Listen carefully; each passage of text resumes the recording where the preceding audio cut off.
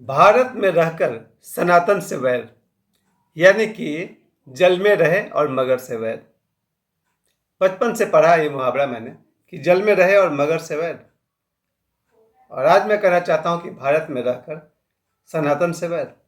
ये भारत जहां भगवान श्री राम का जन्म हुआ, जहां भगवान श्री कृष्ण का जन्म हुआ, यानी भगवान श्री राम का देश, भगवान श्री कृष्ण का देश, इस देश में सनातन की जय हो। और इसी देश में रहकर कोई सनातन के खिलाफ चले, कोई सनातन से वैर करे, कैसा लगेगा? ये संभव ही क्यों हुआ? नहीं होना चाहिए संभव। सारा दिन मैं जब देखते रहता हूँ अखबार में, सोशल मीडिया पर, कैसे कैसे लोग हैं जो इस भारत में रह रहे हैं। बहुत बड़ी दुनिया है, 235 देश है इस दुनिया में, उसमें से एक है हमारा भारत। एक भारत जिसे देखा जाए तो एक नेपाल है और एक भारत है, जिसे आप सनातन का देश कह सकते हैं। अब बाकी 233 देश तो है ही दूसरे लोगों के लिए। कोई क्लियरली कोई हिंदू कंट्री तो है तो सिर्फ नेपाल है। भारत भी 1975 के बाद से धर्मनिरपेक्ष हो गया, सेकुलरिज्म आ गया भारत में। लेकिन ये भारत हजारों वर्षों से सनातन का रहा है, सनातनियों का रहा है, आज भी है। और इस भारत के इतिहास को तो छोड़िए, मैं 2025 की बात कर रहा हूँ। इस समय जो देश का महापर्व चल रहा है, महाकुंभ, अब वो महाकुंभ धार्मिक स्थल के साथ साथ राजनीति का अखाड़ा भी बनते जा रहा है। जरा सोचिए, इस देश में सनातन के लिए रात दिन श्रम करने वाले हमारे प्रधानमंत्री माननीय श्री नरेंद्र मोदी साहब और श्री आदित्यनाथ योगी। मैं योगी जी के बारे में कह दूं कि मेरे लिए, मुझसे उम्र में 1 साल बड़े हैं, बड़े भाई के समान तो है ही, पर वो उत्तर प्रदेश के मुख्यमंत्री हैं। अगर कोई सनातन के लिए 100% समर्पित है तो ये दोनों, श्री नरेंद्र मोदी साहब और आदरणीय श्री आदित्यनाथ योगी जी।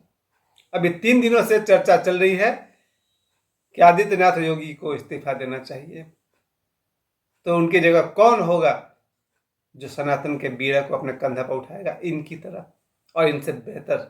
मैं कल्पना भी नहीं कर सकता हूं कि भारत में कोई आदमी है जो इन दोनों से बढ़ करके सनातन की सेवा कर सकता है। लेकिन है, क्योंकि कम से कम 100 करोड़ सनातनी हैं, और 100 करोड़ सनातनी में मुश्किल से 50 करोड़ सनातनी भी अगर गद्दार हैं तो बाकी 50 करोड़ कट्टर सनातनी हैं। वो मैं इसलिए कह रहा हूं क्योंकि ईश्वर जब भी बनाएगा तो संतुलन के हिसाब से बनाएगा। अगर ईश्वर ने 50% कायर सनातनी बनाया होगा तो 50% कट्टर सनातनी जरूर बनाया होगा। अगर मैं ऐसे ऐसे सनातनी को जानता हूं, मेरे ग्रुप में 20 लोग हम लोग हैं, जिसे आप मेरा दोस्त कह सकते हैं। मेरे दोस्तों में से अगर 20 सनातनी हैं, उनमें से 19 सनातनी को मैं कह सकता हूं कायर में से।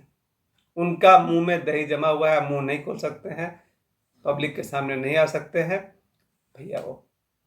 मगर एक मैं जो कहता हूं कि भारत में अगर जन्मा हूं, सनातन धर्म में मेरा जन्म हुआ है और भगवान श्री राम कृष्ण का मैं ऋणी हूं, हमने अपने विचार अपने सामने रखे, क्योंकि ये देश प्रजातंत्र लोकतंत्र से चलता है।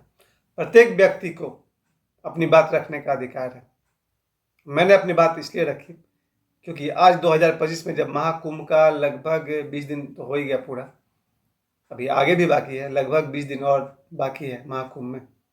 इस महाकुंभ में जो करोड़ों सनातनी, अब तक लगभग 30-40 करोड़ लोग अब तक स्नान कर चुके हैं, 20 करोड़ से अधिक तो जरूर हो गया है, तो लगभग 30 करोड़ लोग अब तक महाकुंभ में त्रिवेणी संगम में स्नान कर चुके हैं। मुझे आश्चर्य होता है कि जिस देश में कभी राजा दशरथ हुए, जिनके सुपुत्र भगवान श्री राम, आज तक करोड़ों लोग के हृदय बसते हैं। मैं एक वीडियो सबसे अधिक देखता हूँ नीम करोली बाबा का, जिसमें वो राम राम का चैंटिंग कर रहे हैं, राम राम राम राम, और धुन गा रहे हैं। नीम करोली बाबा को आप लोग पहचानते हैं? नहीं पहचानते हैं तो आज से उनको सुनना शुरू करिए। मेरे जन्म के 6 महीने बाद नीम करोली बाबा दुनिया छोड़ दिए। मेरा जन्म हुआ है 1973 में 3 मार्च को, और नीम करोली बाबा ने दुनिया छोड़ दिया 3 सितंबर 1973 को। यानी मेरे दुनिया में आने के 6 महीने बाद नीम करोली बाबा ने दुनिया छोड़ दिया। देवराहा बाबा के परम प्रिय बाबा श्री नीम करोली बाबा, वास्तव में उनका नाम था श्री लक्ष्मी नारायण शर्मा। गुरु का नाम नहीं लिया था, इसलिए मैं ये गलती नहीं करूंगा। नीम करोली बाबा इतने बड़े सिद्ध उन्हें बहुत लोग, लाखों लोग हनुमान जी का अवतार मानते हैं।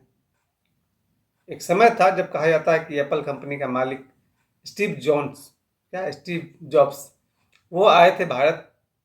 उन्होंने नीम कोरी बाबा के कैंची धाम में आकर के, पर शायद उनके मरणोपरांत उन्होंने आशीर्वाद ग्रहण किया है और आज दुनिया के वन ऑफ द सक्सेसफुल आदमी है स्टीव जॉब्स। उसके बाद फेसबुक के मालिक मार्क जकरबर्ग, वो भी कैंची धाम आए नीम कोरी बाबा के पास। जूलिया रॉबर्ट्स, विराट कोहली, और ना कितने बड़े बड़े कहा जाए कि सेलिब्रिटीज नीम कोली बाबा के पास है। ये है सनातन का ताकत। उनका राम राम का चैंटिंग मैं सुबह से रात तक कई बार सुनते रहता हूँ।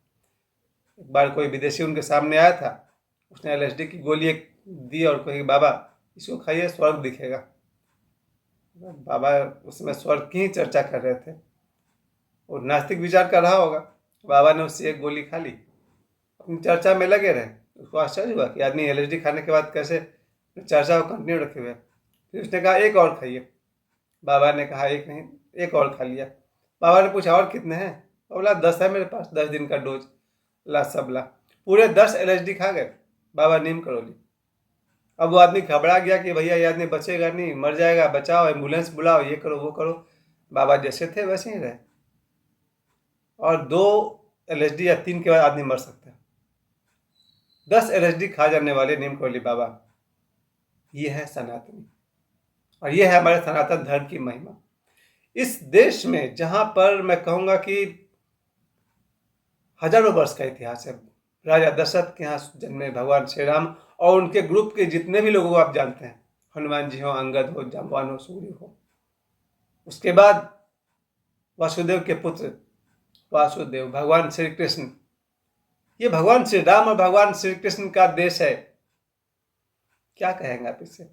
एक वर्ड चलता है हिंदू। अब मैं हिंदू शब्द के खिलाफ कुछ नहीं कहूँगा, क्योंकि मैं दिन भर देख रहा था देवड़ा बाबा बार बार हिंदू शब्द का प्रयोग कर रहे थे। शायद उनकी सरलता है और लोगों को तक बात पहुँचे, क्योंकि लोग अपने आप को हिंदू मानते हैं। तो जो अपने आप को जो मानता है उसी भाषा में उसे समझाया जा सकता है। तो देवड़ा बाबा को मैं देखता हूँ कि वो बार बार हिंदू शब्द का प्रयोग करते हैं, क्योंकि देवड़ा बाबा एक बहुत ही सरल व्यक्ति हैं, सरल सिद्ध है और लोगों तक बात पहुँचनी चाहिए। और मेरे प्यारे, मेरे परम प्रिय बाबा बागेश्वर, वो बार बार हिंदू शब्द का प्रयोग करते हैं। तो मुझे लग रहा है मैं हिंदू शब्द के खिलाफ कुछ नहीं कहूँगा अभी से, क्योंकि जब देवड़ा बाबा ने बोल दिया, बाबा बागेश्वर ने बोल दिया, तो मैं कम से कम हिंदू शब्द के खिलाफ कुछ नहीं कहूँगा। और इतना जरूर कहूँगा, इन्हें याद दिला दूँ कि हम सब सनातनी हैं। सनातन धर्म के लिए अगर किसी ने सबसे अधिक काम किया है, ओशो ने काम किया है। उनका जो विज्ञान भैरव तंत्र, 112 ध्यान विधियाँ कहाँ से आई थी? वेस्टर्न थी क्या? ओशो की सारी 112 ध्यान विधियाँ और कुछ उनके अपने भी थे, क्या पश्चिमी थे? नहीं, इसी सनातन से लिए हुए थे। उनका जो विपश्यना ध्यान किसका है? भगवान शिव पार्वती का है। ओशो के गीता पर इतना लंबा चौड़ा प्रवचन, या ओशो की 650 पुस्तकें, उसमें से 300 से अधिक पुस्तक तो भारत के सनातनी संतों पर है। पलटू, कबीरदास, रविदास, मीरा, भीखा, गुलाल। ओशो ने जितना सनातनी संतों पर बोला, बहुत लंबा लिस्ट है, 50 से अधिक संतों पर उनके प्रवचन आपको मिल जाएंगे। इस सनातन धर्म के लिए ओशो ने जो काम किया है, सबसे अधिक काम किया ओशो ने किया है। देवड़ा बाबा की तो खैर कोई तुलना ही नहीं उनकी। और इस देश में पिछले शताब्दी में इतने बड़े बड़े संत, लहरी महाशय हो, योगानंद हो, विवेकानंद हो, ये सनातनियों का देश है। और इस सनातनी के देश में रह करके सनातन से वैर किया, बहुत लोगों ने किया। सैकड़ों वर्षों तक जब मुसलमान इस देश में आए तो उन्होंने जो किया वो बार बार कहने की जरूरत नहीं है, सभी को पता है। धर्मांतरण करना, मंदिरों को तोड़कर मस्जिद बना देना, 2 तो उनका मुख्य काम था। कालांतर में जरूर सनातनी कमजोर पड़ गए होंगे।